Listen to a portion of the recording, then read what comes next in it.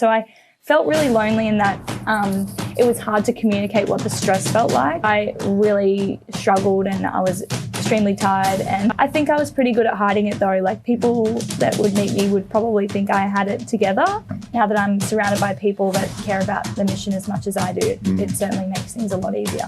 In those moments of doubt, did you sort of go through periods of time where it was just like, this is just too hard? Because it's so hard, I'm not going to tell anyone about what I'm doing. I'm not someone that asks for help very easily.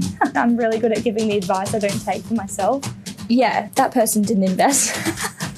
And I wouldn't want them to, because I just think that's a load of BS. Some advice is great and some not so much, but you just have to kind of learn to distinguish what you take on. 1, 2, 3, 4. Welcome to The Business Game, a podcast that moves the needle. You know, Steve, I've been thinking, if I could clone myself, I'd finally get through my inbox. Yeah, that's true. Or you could just call Fowler Offshore, right? They basically do that, but better. True. They match businesses with top-tier remote talent, customer service, admin, even SaaS development. Yep. Scale your team, cut your costs, and Kalina, keep your sanity.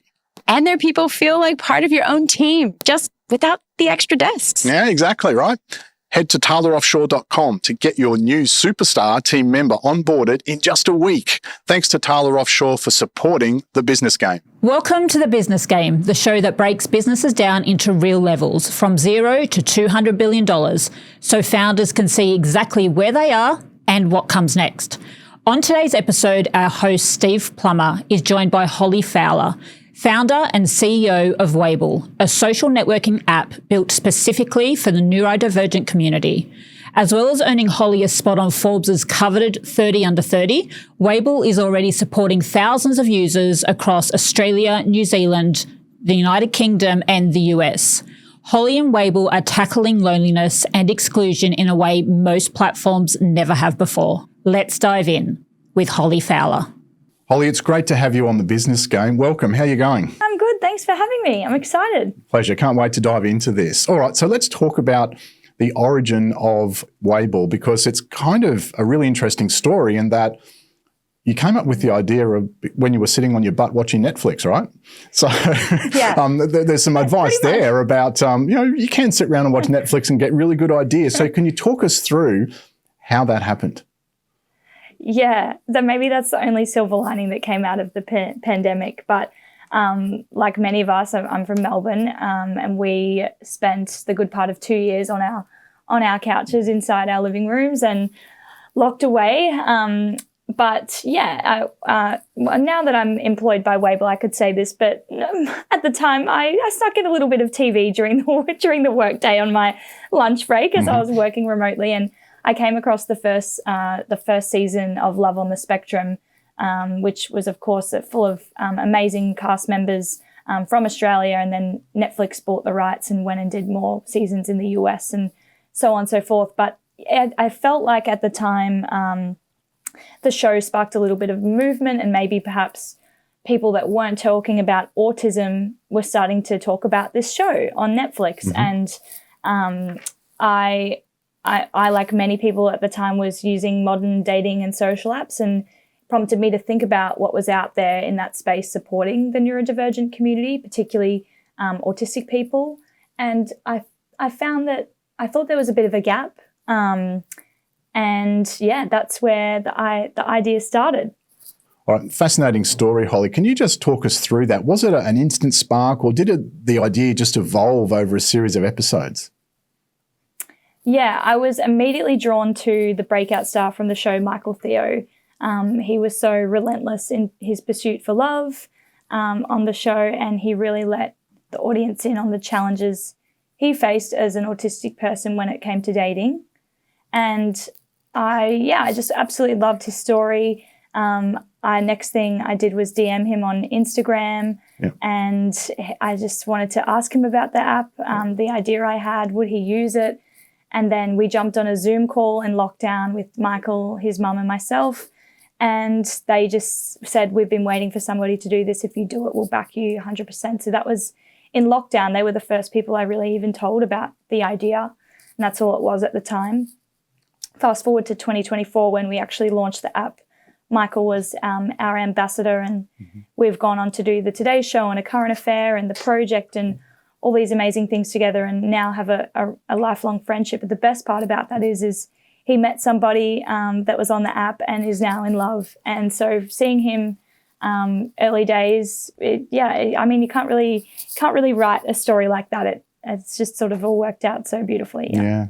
And I love that it was kind of a heart connection thing, a heart moment that sparked everything, which is really, really cool. Okay, let's dive into Wable and what its capabilities are. So talk us through, and people go, Wable, what's that? What would you tell them? Yes, I would say that Wable, a lot of people will read up about Wable in the media, and you always hear the dating side of things, but it's not just another dating app. Wable at its core is a social networking app, and it's built specifically for the neurodivergent community.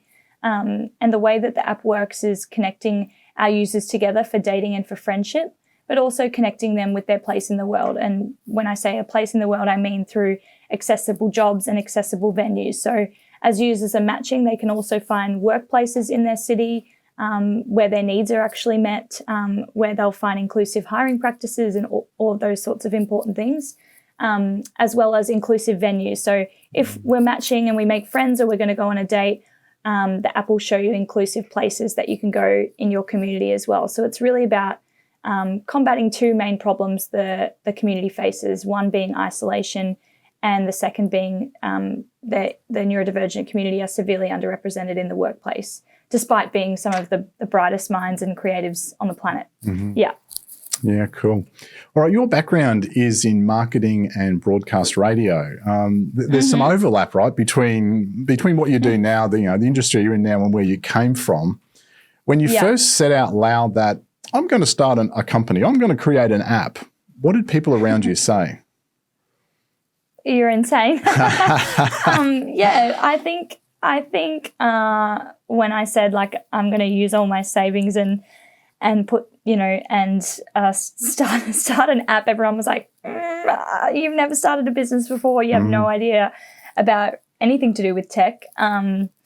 But one thing about me, I think, is inherently if I get obsessed with something, and it's definitely attributed to my ADHD, if I'm obsessed with something, I'm really obsessed with something. And if I'm not interested in something, I'm really not interested in it. And I find it really hard to engage. So, but the good part about that with business is I'm always going to see something through.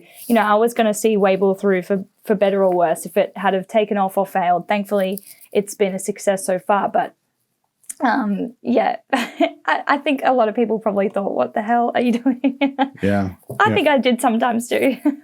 And like it was my understanding, it was a fairly lonely journey for the first couple of years. You were up by yourself late at night doing a lot of the grunt work, weren't you? Really hard, yeah. I worked a range of jobs. I worked in PR and marketing, which were great jobs. I loved that. I got into sports media, which I absolutely loved as well, and that was sort of my life goal. I really had landed myself in a really great position career-wise of exactly where I wanted to be, and that's when I had this idea, and it was like, oh, well, what do I do then? Because I'm sort of making inroads on what I've always been working for, but now I have this idea. But yes, it was definitely hard. I would start a work day usually around 8 a.m., get home from the office at 6:30 p.m., and then I was working with developers in the middle of the night. So kind of starting again at 9 until 2 a.m. most nights for the good part of 2 years. So it was exhausting. Couple that with someone that experiences a lot of anxiety and all of those sorts of things. Starting a business is certainly challenging for somebody that's already a little bit of an anxious body. So it was extremely difficult. But now being on the other side somewhat, I think I'm so happy that I did the hard yards at the start. So yeah. So in that journey. Yeah, in that journey, like in the hard times, because success is never a straight line, right? Were there moments where you went, this is all too hard, or I'm just sick of it, I just need to have a month off, or you know how our mind always talks to us about the negative side of things. So did you face moments like that, and how did you overcome them?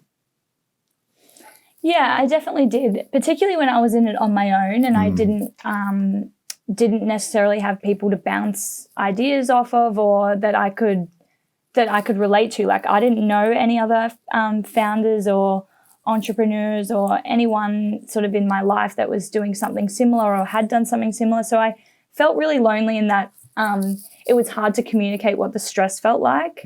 And it was, I got about 80% of the way through the build of my first MVP and ran out of money. And then I was like, well, I've got to raise money from investors, but I don't even know how to do that.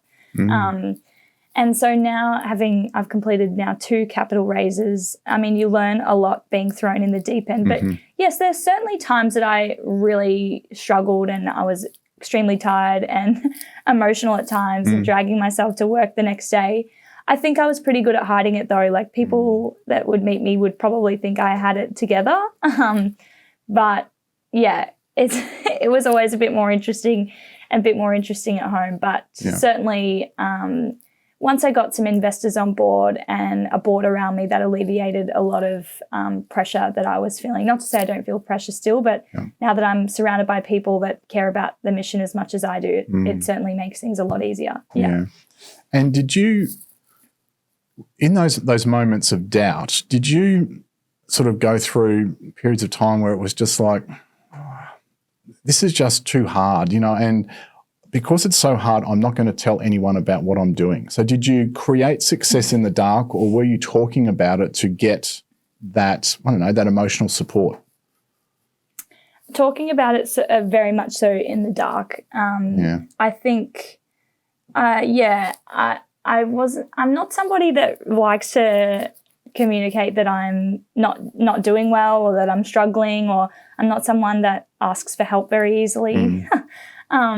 And I probably give a lot of my friends advice when they're going through things like that to say, ask for help, and I'm really good at giving the advice I don't take for myself. Certainly I think I'm being much more open about it now and communicating what my strengths are and what they aren't, because I can't run this business anymore on my own. It's just not possible. But I think, there were certainly times where I thought, this is extremely difficult. I started on antidepressants because it really took a significant toll on my mental health, to be honest with you. I'm sure a lot of startup founders can probably relate to that. But I think when something feels so important to you and almost, I don't know if this is relatable at all, but I place a lot of my self-worth on how Wable was doing. And so if we were going through a lull or something wasn't working or we were hitting roadblocks, and I would feel it on a personal level. So it's quite hard to separate business and personal life in that sense when it's been my baby for so long now. So I really would feel the highs and feel the lows very much so. Yeah. And were there any, I guess, daily practices that alleviated that angst, or did you just push through? Somehow I push through. I love to run, and that's sort of my only outlet in the sense that it's probably the only time my mind switches off. I had to go through a period of running without my phone, because otherwise I'd be getting notifications from developers while I'm running and I'd be stopping and messaging. But I really tried to block out an hour of the day to just run. And the thing about that is it's so hard and so tiring that all I could think about was I just can't wait for this to end. And so it consumed my mind enough that I wouldn't think about anything else, which sounds not so great, but I find solitude in running, and also the satisfaction of pushing through something else that's hard, that's not work. I feel like that's kind of my happy place, and I still do now. But I think I deal with stress a lot better 4 years on. I've learned a lot about what works for me and what doesn't, and I'm definitely getting better at being more open about things with my team when I need help or need to step in. But I suppose I like to be the calm. Now that I have people working for the company and I'm somehow wound it up as somebody's boss, if I'm stressed, then I'm just going to make everyone else stressed. So I like to kind of be the level head now of the team, which is easier now because we have got so many great people part of the app. But at the start, it was a bit wild there for a minute. Yeah. Just on that, you do have a lot of very clever people helping you, being a clever person as well, that help guide the ship now. So how did you build that team on a practical level? Yeah, well, actually, the first two board members that are still on my board, Craig and Jamie, were the first two investors I ever pitched to. Actually, no, the first person I ever pitched to was James Hurd, which is interesting. And then the second was Craig, and the third Jamie. And I pitched to Craig the business. He absolutely loved it. He has a personal connection to the community through his kids, a couple of which are on the spectrum. So he understood. He was like, okay, I think this is a great business, but I have a personal tie to what you're doing. Jamie, who's a lawyer, he also sits on the board, has a nephew that's on the spectrum, and again understood that this could be a serious business. So I had two investors at the start that really believed in me and what I was doing, but they also recognized that, like, okay, we understand Holly's really creative, she's really strong in marketing, but as far as capital raising and setting up a board and corporate governance and all these things that you need to know about and that are super important, there was a knowledge gap for me. Yes. So I couldn't have gotten a better board to start with, and the fact that they've hung around for this long is incredible. And really, without them, I have no idea where I'd be. We just welcomed another board member, Manik, and we've had a CTO that's been on the journey with us as well, Ian, who's a shareholder as well from the beginning. So a lot of my shareholders have been supporters outside of just writing a check. They've been emotional support and have given me a lot of sweat equity for a lot of different favors and things that I've asked for. So to be honest, I think that's probably some of the biggest and most important decisions I've made. Is it's all well and good to go and get money, and yes, of course, you need capital, but if you can find smart capital from good people that will help you in other areas, then I've found that's been the way to go for me, for sure. Yeah. Was it a hurdle for you because you went from, I guess, telling other people's stories in marketing and radio to then having to stand up in front of someone and tell your story and ask for money? Was that a challenge for you?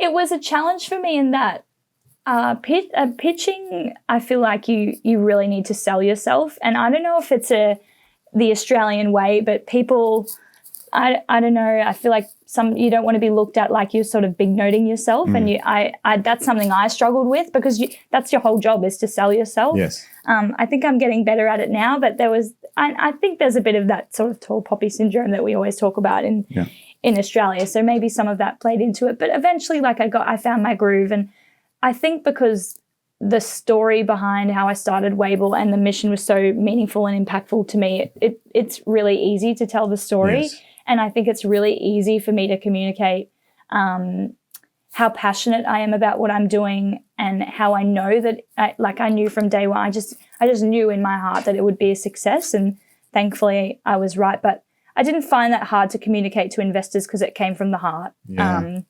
And I'd put in, I think, even the investors that passed on me, which there were many of them, all of them have said, we can tell you're passionate about what you're doing. And I think that passion and obsession, I think that's what investors should look for in founders, because that's what gets you through the not so fun parts, is just full-blown obsession for better or worse. Yeah. Did you find the no's and the knockbacks hard? And if so, how did you deal with that? Yes, certainly. I mean, I did my seed round was $300,000, which, to be honest with you, was quite easy. I don't know if I feel kind of crazy saying that, because then my second round was much more difficult. I raised $300,000 with really a pitch deck and half of an app built. It was very, very seed. It was just me. So I had those first couple of investors really took a big gamble. But that it was relatively easy, my first round. My second round was hard. The capital raising in Australia is difficult if you're a female. It's even more difficult if you're a female in tech. But again, just perseverance, managed to get there. I just closed a Series A late last year of 1.5 million, and have some really awesome investors that have come in on that round. And yes, the no's are hard. Sometimes you don't even get a no. Sometimes you work yourself up for a pitch or fly to another city and you do a pitch and then you hear nothing, which is which is probably even worse than the no's, to be honest. Yeah.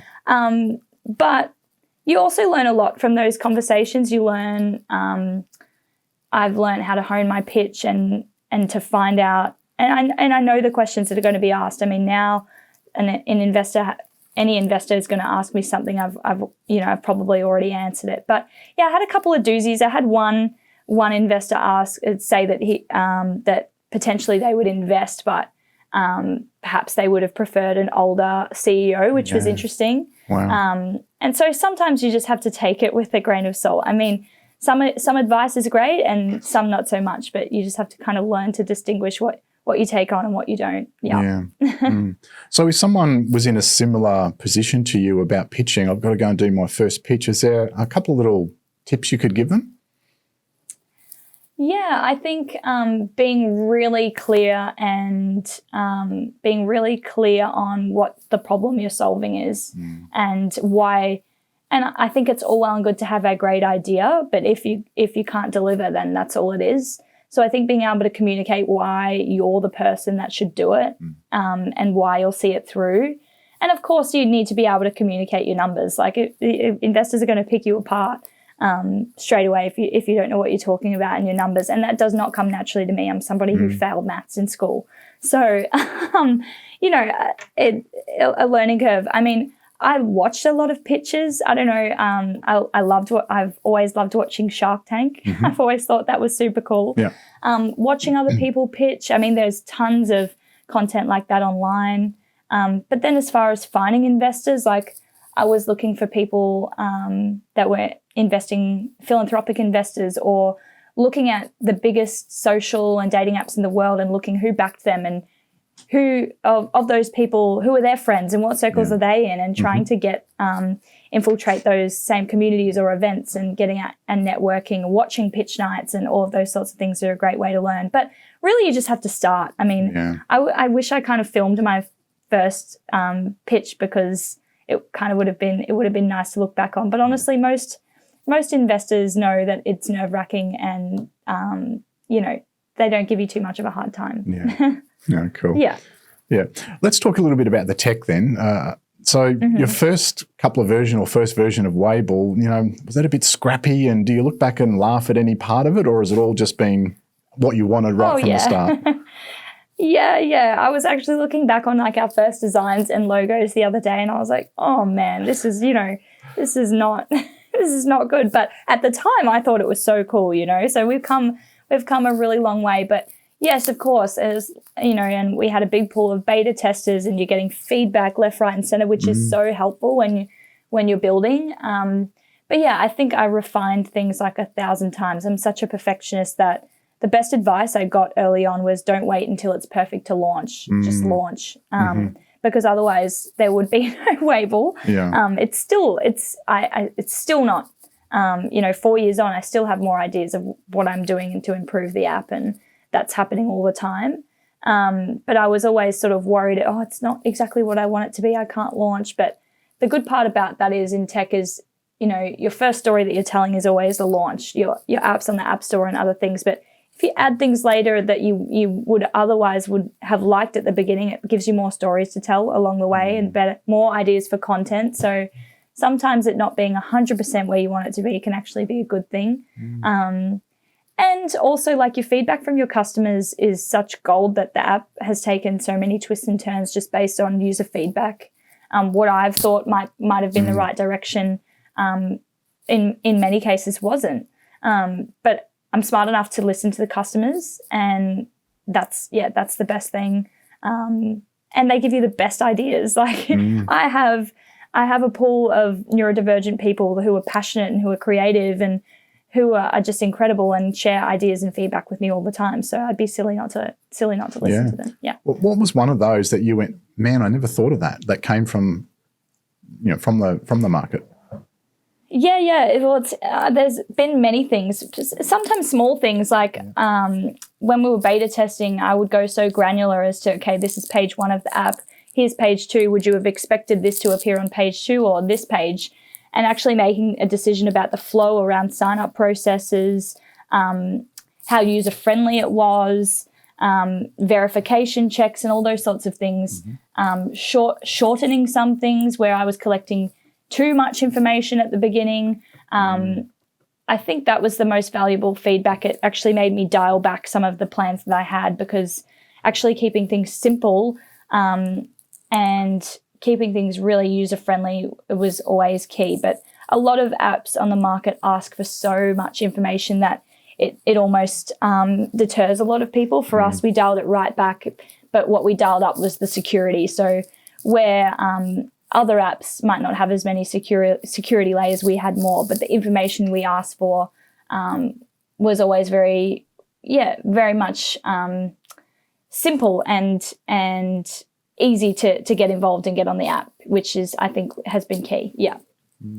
So diving down a little bit deeper into the app and its development and the tech behind it, what was the process of building it actually like? Who did you get involved? How did you find the right people? Did you trial a few people and they just weren't a fit? Can you talk us through that process a bit? Yes, of course. So we started with the team predominantly based in India for my first outsource and my first MVP. It's significantly cheaper to build offshore. Yes. Doesn't always mean it's the best option, but you need to have something to show for your ideas. And so in my mind, I was like, okay, I just need to get my ideas on paper. So for the first MVP, that was great.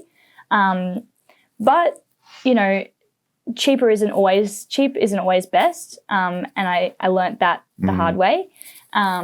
Then about 6 months in, I did a full rebuild of the whole app. The user wouldn't know that because, the changes and everything's just pushed through as updates. But really the app was a real full restructure. So it was great to get to launch, but the tech that I started with wouldn't withhold the volume of users that we have now. So we had to move pretty fast after we launched, just given we had a bunch of press and people were really signing up pretty fast.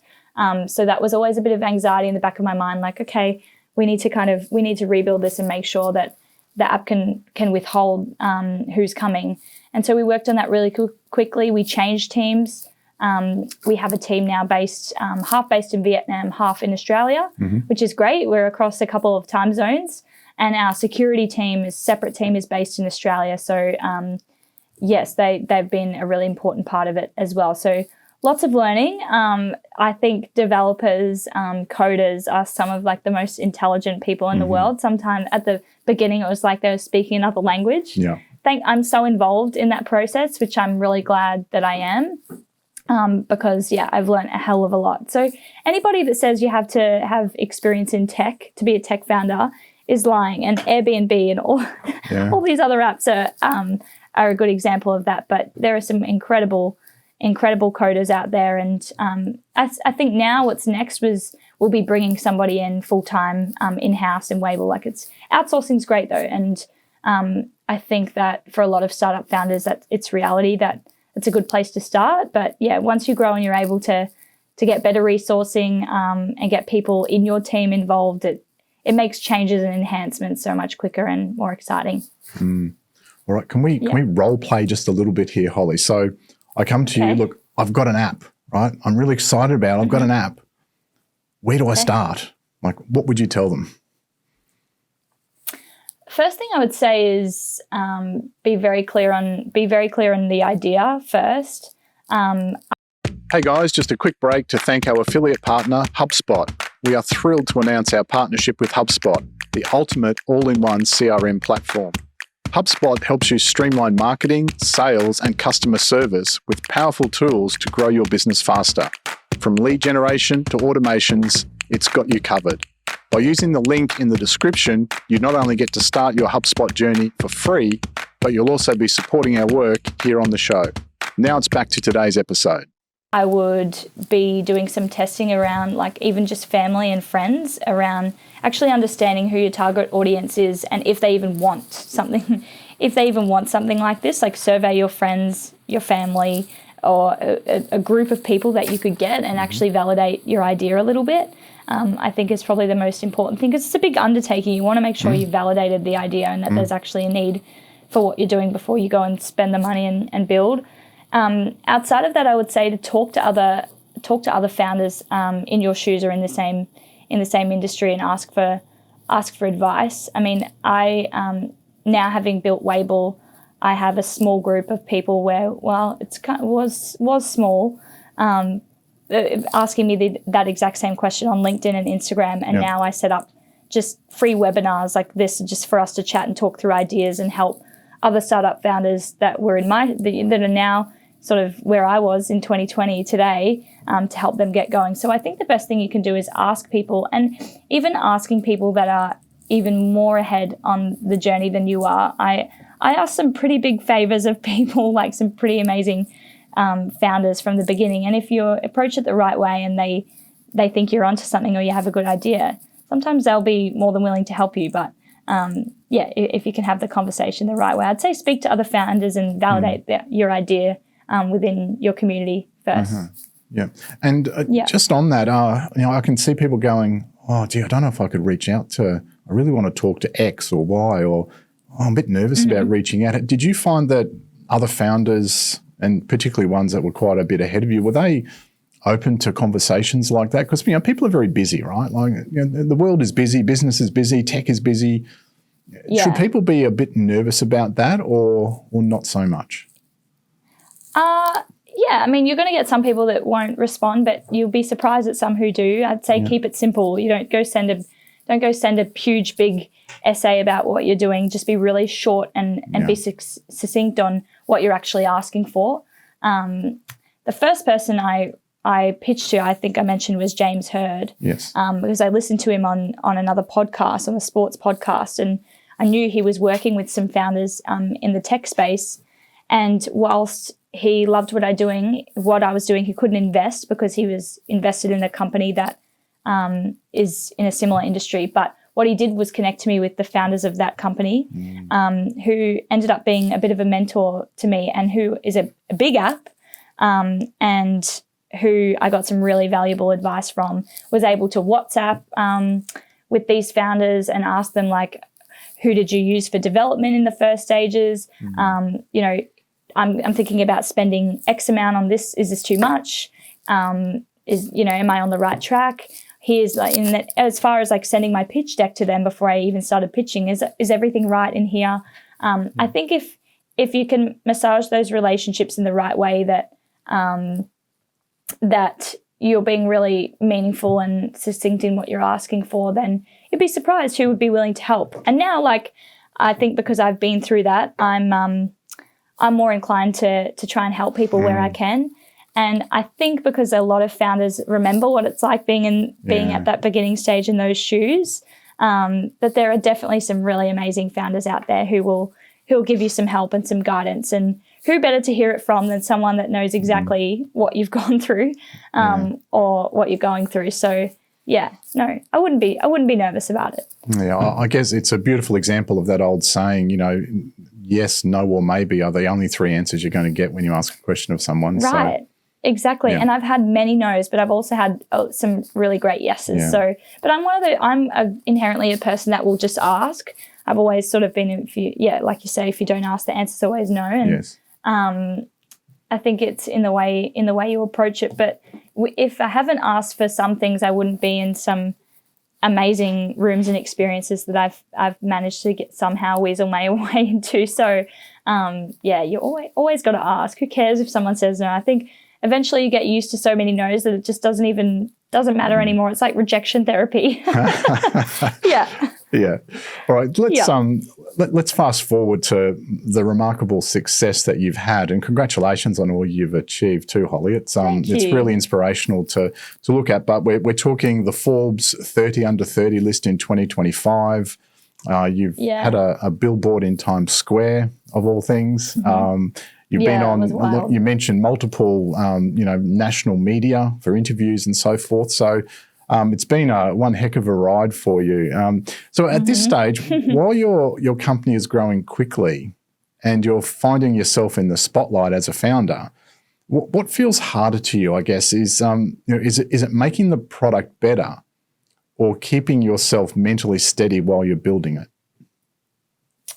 It's probably harder to keep myself mentally steady while I'm doing it, but also to something I'm not good at, and then I said that I would try and work on this year, is like enjoying where I'm at with it. I think for a lot of founders, you're first like, okay, I've got to get a seed round done, and then I have to launch, and then all of a sudden then you're talking about a Series A and you're talking about the next enhancement. You're always sort of chasing the next thing. Yes. That I feel like for many of those moments, including Forbes and a bunch of different media we've done, and I've maybe not been as present or enjoyed it in the moment as much as I would have liked to have been. And, I find myself now going, okay, like 4 years on, I never would have imagined that Forbes would be a possibility for me, or that I'd be doing, half of the things I've managed to be able to achieve. But there are a lot of those moments where I wish I actually stopped and enjoyed them a little bit more. But yeah, it's something I'm trying to get better at. As soon as I close the Series A, I'm like, okay, this is great. I can see the model for the next X amount of time, but I'm already pitching now to start relationships for a Series B. So just as you're trying to, be excited about a milestone, you're already thinking about the next. So I'm sort of trying to get better at stopping and smelling the roses a little bit per se, but I'm not very good at that. Yeah. So what do you think needs to change to make that happen for you? Oh, I think I'm trying to be really intentional about taking those, and it's actually probably a little bit easier now because I'm taking that time for team members to meet and sit down and understand what their goals are, and checking in with them and often congratulating them because they're doing such awesome things that in turn I'm trying to find a little bit of that time for myself as well. Yeah. Because otherwise another year is going to be gone like that, and I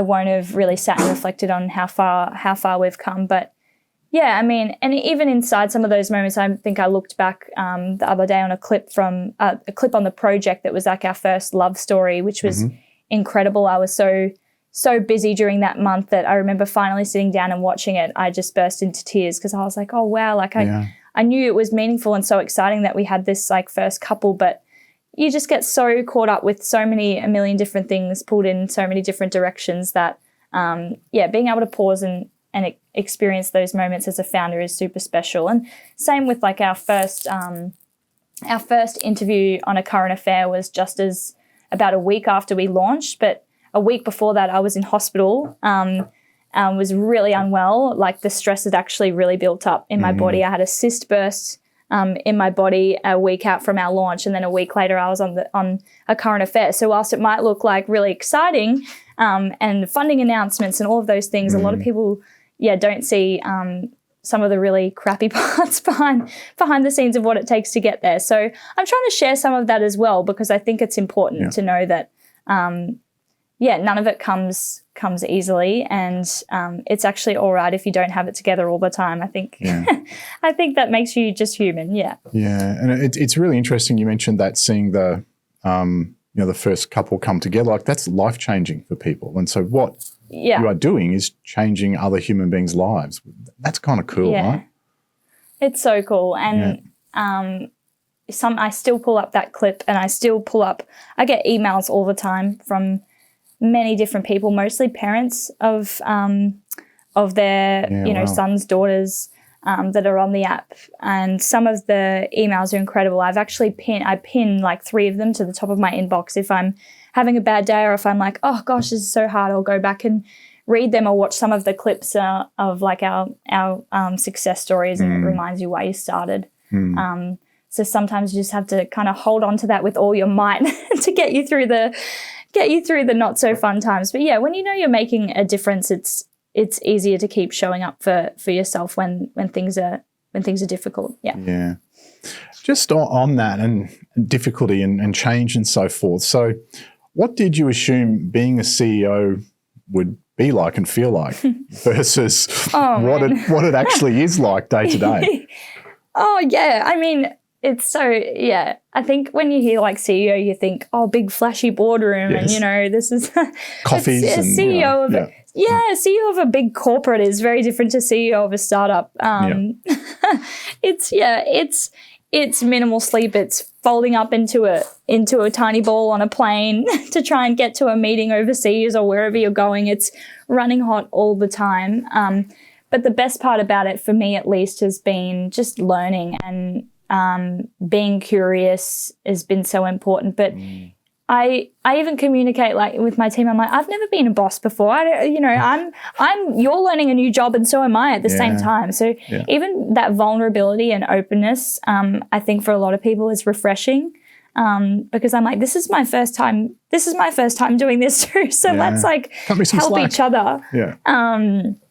Whilst still trying to step into that leadership and know. I mean, I think I know that I'm really capable of that. And I hope that I've shown that at least over the past few years, but that definitely like increases your confidence as you get experience. But it's maybe not what I expected so far, but it's, you know what, it's actually been even better. Yeah. Okay. Just on that, what's one thing you've had to unlearn from your marketing or radio background to help you survive as a founder? Oof, one thing I've had to unlearn. That's a good question. What to unlearn?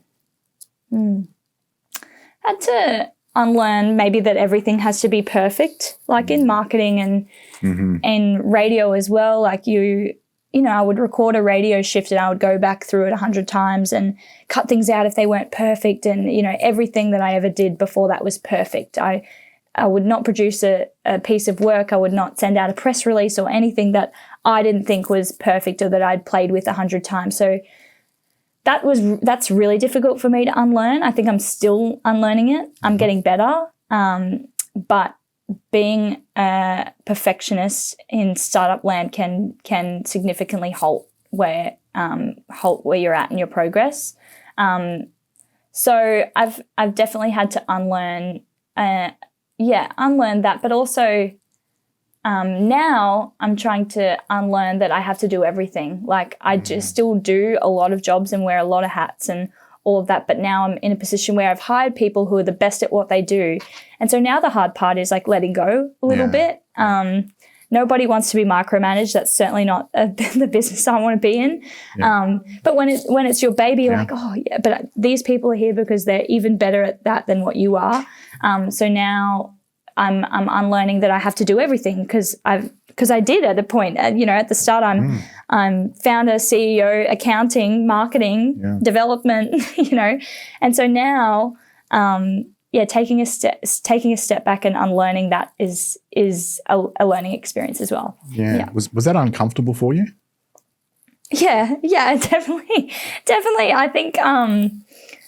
But also a relief at the same time. Like I know it was getting to a point, it was getting way too much, and I can handle quite a lot and a lot of pressure and a lot of work, and it's something I pride myself on. But it was over and above even me, someone that thinks that they can do everything. No one can do everything, and I'm not the best person to do everything. And it would actually be at the detriment to not only myself but to Wable if I didn't take a back seat on a lot of things. So definitely difficult, but in some respects. But now feel like I'm finding a really good groove and knowing it's better. I get to spend more time on the things I'm really good at, which further advances the business, and people that are way better at me than in other decisions around the business are where they should be. And I think that's why we're sort of firing on all cylinders at the moment, because I get to spend more time on what I'm actually good at instead of being bogged down with things that don't progress the business. Yeah. Speaking of that progress, let's talk about selling internationally. Was that kind of intimidating at first? And if so, what'd you do? How'd you get around that? I don't know if I felt intimidated, but, Australia is a really great place to test social networking, tech, but where you really want to scale is overseas. And for us, the US market was always the next target. And I've tried to sort of replicate what I did in Australia at the start I had a great spokesperson in Michael for the app that got us like viral media. And when you have very minimal marketing budget or none at all, that's gold, because you have a great story and you can get a lot of traction out of minimal marketing spend, so it forces you to get creative. We recently just announced Tanner Smith, who is the breakout star of the US series of Love on the Spectrum, as our ambassador, who you might have seen on the Kelly Clarkson show or hanging out with Jack Black and all these amazing people.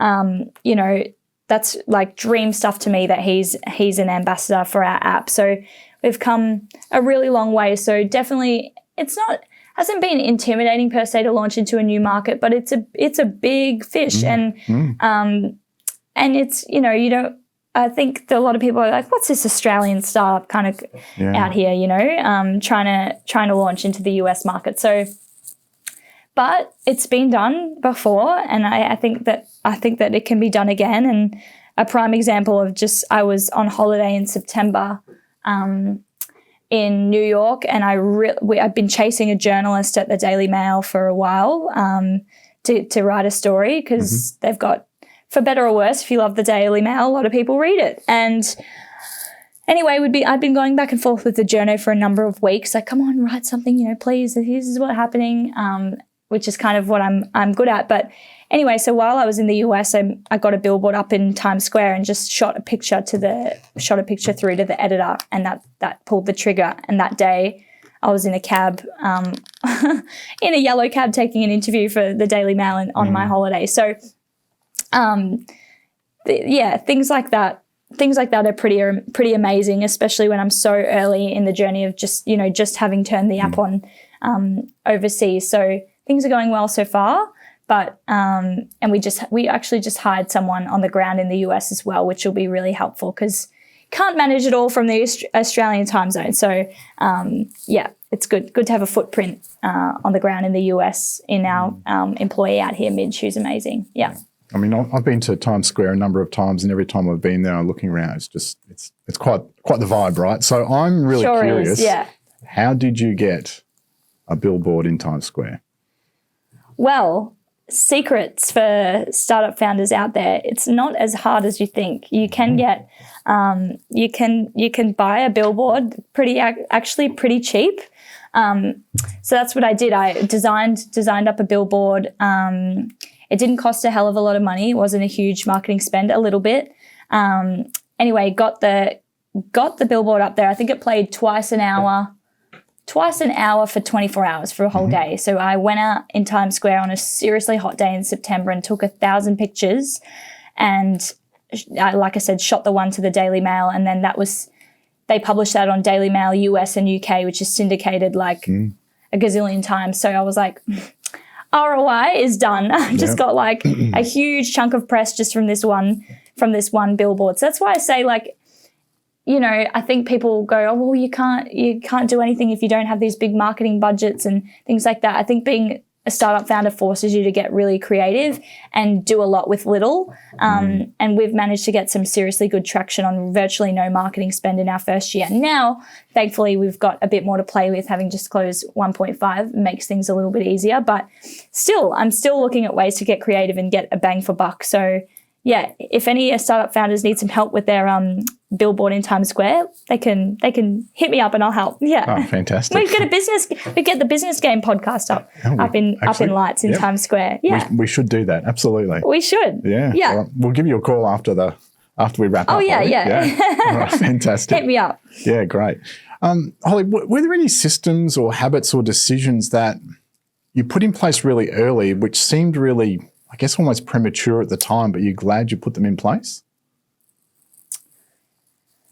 Yeah, I on a Monday morning, I think a Monday morning people like rush into the office and trying to bang out a bunch of meetings. I always now put aside like 3 hours on a Monday morning just for scheduling my week, looking at what I've got on for the week, writing like a priority list. Sometimes I'll do it on a Sunday night as well. So I will, unless I really need to, I won't take a meeting first thing on Monday morning, because that for me is like really crucial time. I thrive on structure. If things aren't structured for me, I start to stress out. It's probably very obvious that alongside ADHD, I'm also OCD. And so if things are not structured for me, I feel like I'm spinning out of control. So though that couple hours on a Monday morning sets me up for a successful week. And if I don't have it, I already feel like I'm on the back foot. And so that's been really crucial for me. It's simple, but it works. Yeah. All right. Well, this podcast is called The Business Game. So if a 25-year-old founder came to you with a meaningful idea but zero clue where to start, what's a cheat code you could give them? Oh, a cheat code. I wish there was. I wish there was a cheat code. You know what? I don't know if there's a cheat code to success and really seeing something through. But in terms of building something and being at the beginning of an app, there's no better time to really be a startup founder than now. I don't think it's ever been easier. You have platforms like Lovable that can spit you out, an MVP just through AI now. That wasn't around when I started. Look at me, I sound so mature. That wasn't around in my day, but back in my day. Wasn't. Back in my day. That wasn't a thing. But now, like, tech founders are in a better position than they've ever been. You could have AI build you a pitch deck and refine it yourself, and then spit out an idea for an app into a platform like Lovable, or and have a first MVP that you can go and show and pitch to investors. So if you have an idea and you're really serious about seeing it through, I mean, there's been no better time than now. So I would say, like, use as much of that to your advantage as possible.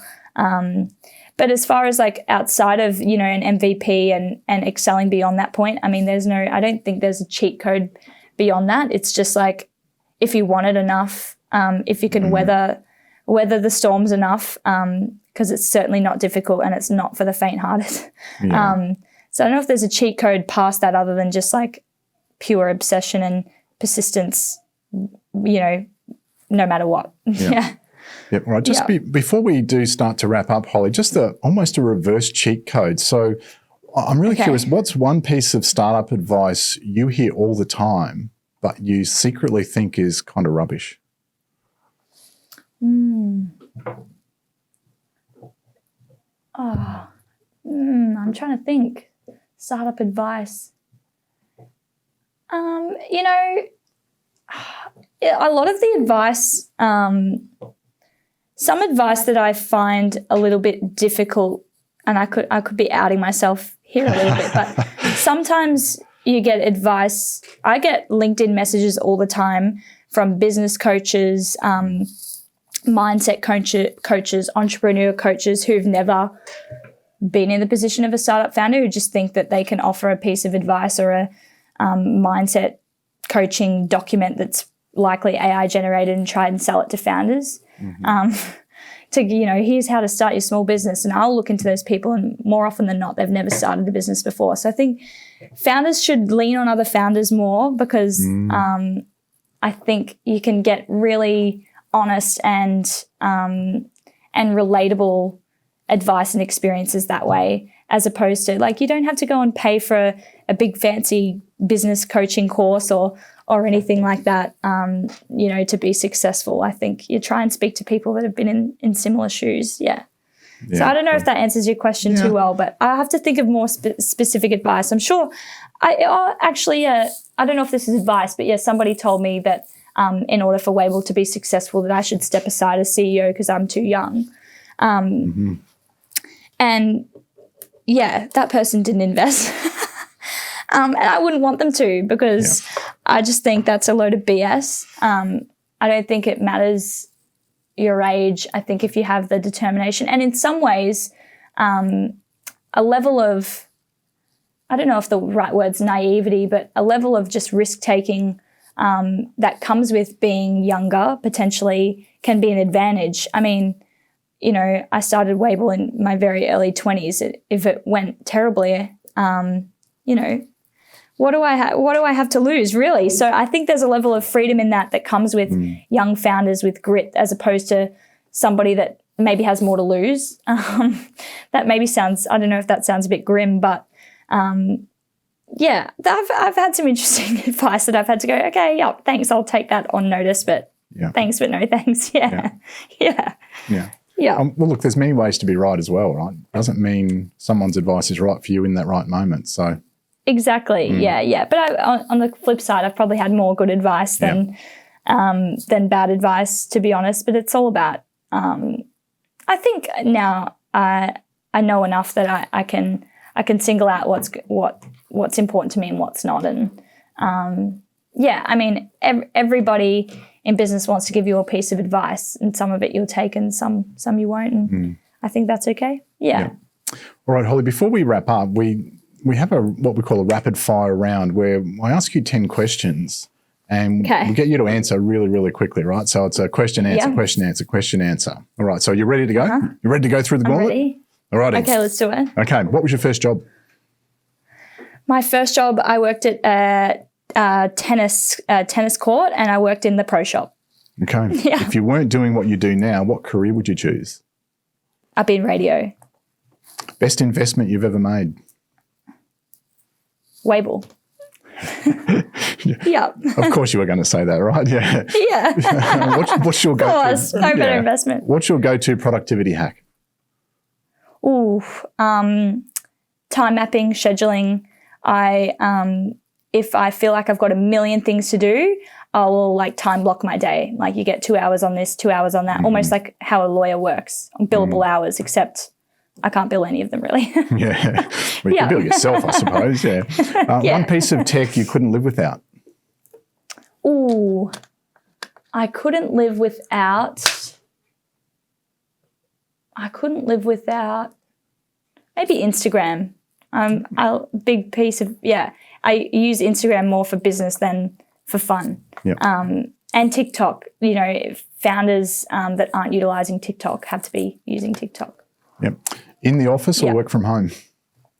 Office.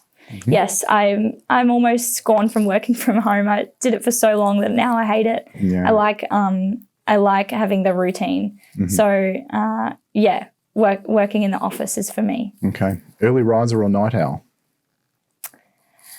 Both, unfortunately. But if I wasn't doing what I'm doing and I got more sleep, then I would just be an early riser and I wouldn't be staying up so late. So whenever I can get into bed at 9 p.m, I'm taking it and I love it. Yeah. What's your coffee order? Flat white, no sugar, sweet enough. Android or iPhone? iPhone. And last but not least, forever. What's your book or podcast recommendation? Ooh, this is a good one. Book. Well, it's a book and now an audio podcast. I'll go podcast. Finding and Losing My Virginity. Richard Branson is incredible. I think he's like just the coolest person ever. And a book it's not necessarily a business book, but more like philosophy is my favorite book is Green Lights, Matthew McConaughey. Okay. All right. Fantastic. Yeah. All right. So to finish up, Holly, if business truly is a game, what does winning look like for you? Winning for me looks like making an impact. As much as like you want your business to be profitable and all of those things and keep all your investors happy and all of that's super important. But if you can do that and also make a positive impact in the world and leave it a little bit better than what you found it, then that's success to me. Oh, fantastic. So Holly Fowler from Wable, this has been a fantastic chat. Thank you so much for joining us on The Business Game. Now, I loved it. These are some good questions. That was fun. Cool. Yeah, thank you. So before we go, if listeners want to find out more about you online, where do they need to go? They can find me on Instagram. It's Holly Fowler or Wable app on Instagram. Same handles on TikTok. Where everywhere. You might catch me doing a TikTok dance or doing a business podcast. It could be either. Yeah. All right. Fantastic. Thank you, Holly. Folks, that's all we've got time for. If this episode resonated with you, follow The Business Game on your platform of choice so you'll keep hearing more episodes like this one. Thanks for joining us once again on The Business Game, and we'll see you next time. Thanks for tuning in to The Business Game. If you like what you heard, make sure to subscribe on YouTube and follow us on TikTok, Instagram, Facebook, and LinkedIn to stay connected. A big thank you to our major sponsor, Fowler Offshore, for powering today's episode. And join us again on the next episode of The Business Game, a podcast that moves the needle.